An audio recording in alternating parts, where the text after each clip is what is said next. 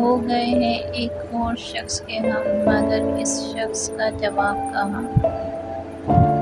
मैं तुम्हारे ही दम से जिंदा हूँ, मर ही जाऊँ जो तुमसे फुर्सत हो।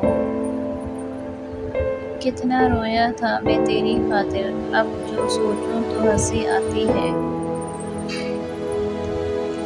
एक ही अपना मिलने वाला था, ऐसा बिछड़ा के फिर मिला ही नहीं। कितनी मुश्किल के बाद टूटा वो एक रिश्ता जो कभी था ही नहीं। कयामत ख़ैज़ है आंखें तुम्हारी, तुम आखिर ख्वाब किसके देखती हो। मैं इस कदर हार जाऊंगा, तुम जीत कर भी पछताओगे। रोया हूँ तो अपने दोस्तों में जाकर, पर तुझसे तो हमेशा हंस के ही मिला हूँ। ये मुझे चैन क्यों नहीं पड़ता, एक ही शख्स था जहाँ मैं गया।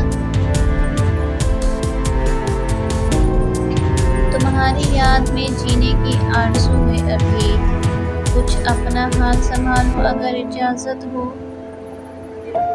खूब है शौक का ये पहलू भी, मैं भी बर्बाद हो गया तू भी। किसी को तलब मार गई हमारी और कोई हमें पाकर भी खुश ना हुआ। मैयत को मेरी देखकर अनजान बन गया, गैरों से पूछता है ये कौन मर गया।